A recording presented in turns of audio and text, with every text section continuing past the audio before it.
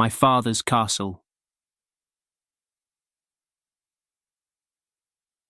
Chapter 1. New Beginnings. When I was 8, my mother passed away, and I moved in with my father, the caretaker of Vaduz Castle. My parents had separated a few years after my birth, and I had been living with my mother in Switzerland. Her death left me reeling, and the faint memories I had of my father added a layer of awkwardness to our reunion. Despite my initial negative feelings towards my father, I soon realized that he was not the one to direct my frustrations towards. He was kind-hearted and dedicated to his work, and those qualities gradually won me over. It took several months, but I eventually adapted to my new life at the castle. The grandeur and history of my surroundings sparked a sense of adventure in me, and I often found myself exploring. However, sometimes my curiosity got the best of me, and I ventured into forbidden areas, which resulted in a gentle scolding from my father. I learned that the castle was the official residence of the Prince of Liechtenstein. My father explained that the country was a constitutional monarchy. Despite the royal family having many homes worldwide and travelling frequently, Vaduz Castle remained an important place. It was not just a home, but also a cherished tourist destination in Liechtenstein, requiring constant care and attention. My father's job involved surveying the castle to identify any maintenance needs. However, his true passion lay in taking care of the grapevines that produced grapes for the castle's exquisite wines. One day, while he was working among the vines, I wandered off into the nearby woods and came across an injured falcon. I called out to my father, and together we carefully carried the bird back to the castle. We immediately sought the help of a veterinarian to treat the bird's injuries. Chapter 2. The Falcon's Guardian.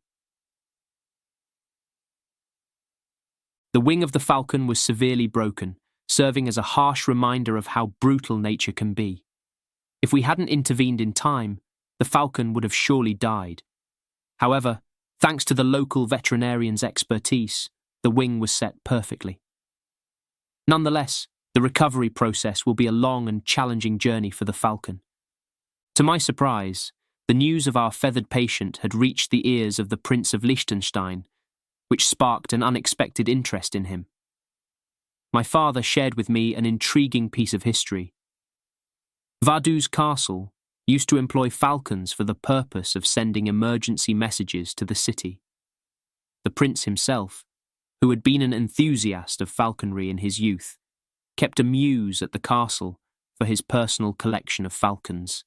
He speculated that our rescued bird might be a descendant of those once cherished castle falcons. The prince was intrigued by the possibility of nursing the falcon back to health and suggested that I take on this responsibility. He even offered the use of his personal mews. Initially, I was overwhelmed by the weight of the task and fretted over potential challenges. However, the prince reassured me with a smile, remarking on my cautious nature, which reminded him of my father. To help in the falcon's recovery and my training, he arranged for a vet and a local falconer to provide guidance. This support eased my concerns and kindled a spark of excitement within me. However, one question still remained unanswered. What about the bird's food? My father chuckled and shared a humorous tidbit. The castle's cats were skilled at catching mice, but they disliked the taste and often left their catches at the maids' doors. The maids, grateful for the rodent control, were more than willing to contribute to the falcon's diet. With a newfound sense of purpose, I agreed to take care of the falcon. From that moment on, the bird and I began a journey of recovery and discovery.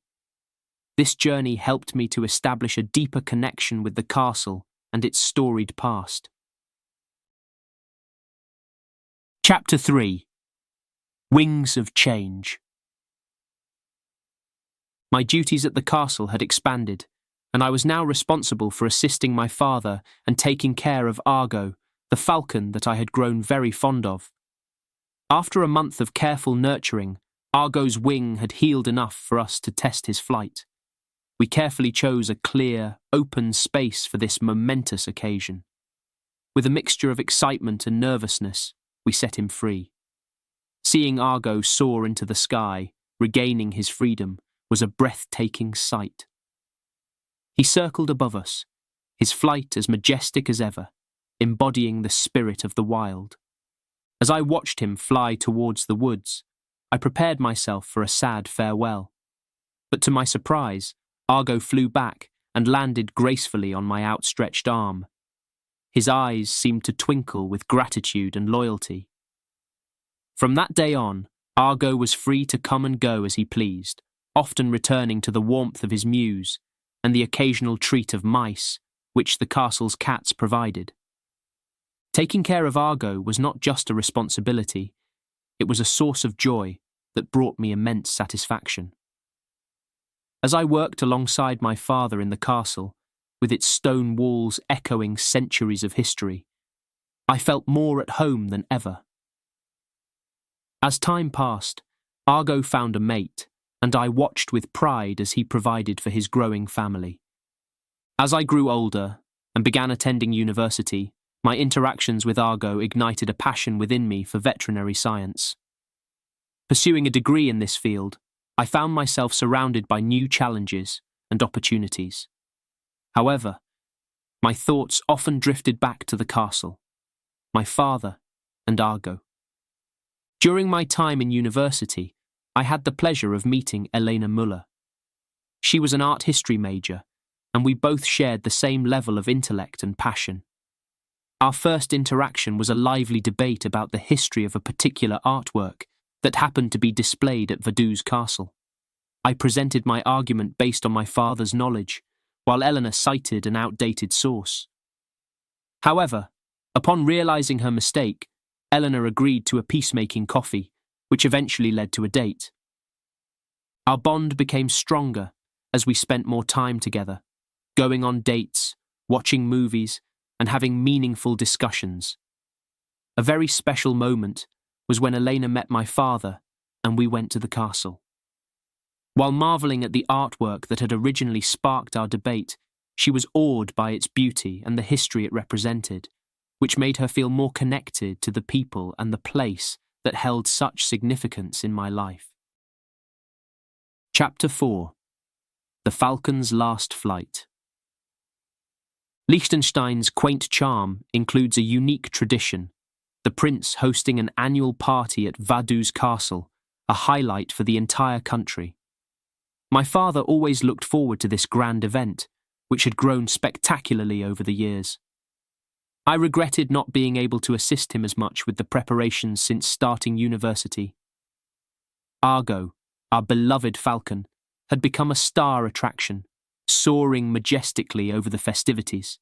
Sadly, around my second year at university, we believed Argo passed away. Though we occasionally spotted what we thought were his offspring circling the castle, they led solitary lives after maturing. Argo's memory remained with me, a symbol of freedom and a cherished part of our lives at the castle. My life took a new turn during this time. Elena and I got married and had our first child. My father was overjoyed to become a grandfather and loved spending time with our son. He often visited us in the city, but we always found reasons to return to Vaduz. Watching him walk hand in hand with our son through the vineyards was heartwarming. He proudly showed his grandson every part of the castle he could, and even the prince took time to introduce him to his residents. As our son grew, he began to eagerly share his knowledge of the castle, much to my father's delight. During the winter of last year, our world came to a standstill when one of the castle staff informed us that my father had collapsed and was immediately taken to the local hospital. We dropped everything, rushing to be by his side. Seeing him in that sterile hospital room, frail and pale, was a stark contrast to the vibrant and robust man I knew. The nurses and doctors around him moved with quiet urgency. Finally, we were allowed to enter, and upon seeing us, Father's weak smile lit up. It was a profound moment of connection across generations, when our son gently held his hand. The doctor approached us with a solemn expression, ready to explain father's condition. As we braced ourselves, I couldn't help but feel a deep sense of foreboding. The news that followed was a crushing blow, far from what we had hoped to hear. Father endeavoured to soothe our grief, but the weight of sorrow was overwhelming us in crushing waves. We organised shifts to ensure someone was always at the hospital with father, while another stayed home to comfort our son. On the third day, the prince, a figure of dignity and grace, arrived to visit his old friend. Father, gathering his strength, engaged in a heartfelt conversation with the prince. When the prince emerged from the room, his eyes, brimming with tears, met mine in a silent exchange of mutual understanding. He squeezed my shoulder with his weathered hand before departing, a symbolic gesture imbued with empathy, honour and farewell. The prince's embrace was a testament to the bond he shared with my father. The inevitability of father's passing was clear to us all. That night, with his loved ones by his side, father quietly slipped away. In a gesture of deep respect from one friend to another, the prince requested all the national flags be flown at half-mast to honour my father's long-standing dedication. The day of the funeral, Vaduz Castle stood as a solemn guardian to the legacy of a man who had served it with unwavering dedication. As we stood, united in grief, the unexpected cry of a falcon pierced the solemnity of the moment. Its mournful call, echoing against the mountains, felt like a final, heartfelt salute to a man who had lived in harmony with these lands. In that moment, it seemed as if Argo himself had returned to pay his respects. In the waning light of the day, as the sun cast its last golden rays over the rugged mountains, the sight of my son's small silhouette against the vastness of nature brought a profound realization. Though my father's physical presence had departed, his spirit, indomitable and enduring, lived on in the very essence of Vaduz Castle. His legacy would continue, not just in the stories and memories we cherished, but in the very walls and grounds of the castle that had been his life's work. Forevermore, it would stand as my father's castle. Thank you for listening to My Father's Castle by Chris Ross, published in 2024. Acknowledgements. Heartfelt thanks to my family, whose endless support has been my fortress, and to my friends, who've walked with me through every twist and turn of the creative process. Your belief in my stories turns the key to worlds unseen. Gratitude extends to the writing class that sparked the journey into Vaduz Castle, proving that a single image can unfold into a tapestry of narrative. And to every reader who found solace and adventure within these pages, your companionship on this journey means the world. Special appreciation goes to the diverse sources of inspiration that fueled this tale from afar.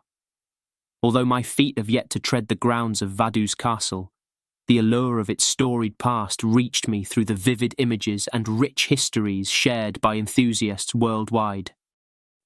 Dedication. In loving memory of my father, whose passing before the pen touched paper on this story left a void no words can fill.